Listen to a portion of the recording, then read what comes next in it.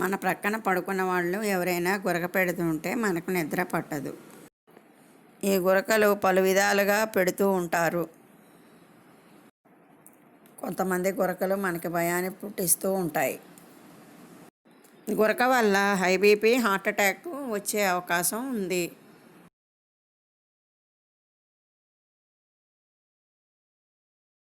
గురక పెట్టే వాళ్ళ ఎడమ చేయి బొటన వేలును మసాజ్ చేస్తే గురక పెట్టడం ఆపేస్తారు.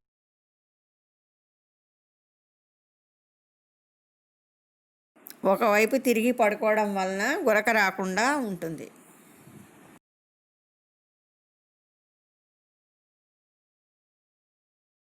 ఈ గురకను నివారించడానికి ఆవిరి పట్టడం చాలా సింపుల్ రెమెడీ.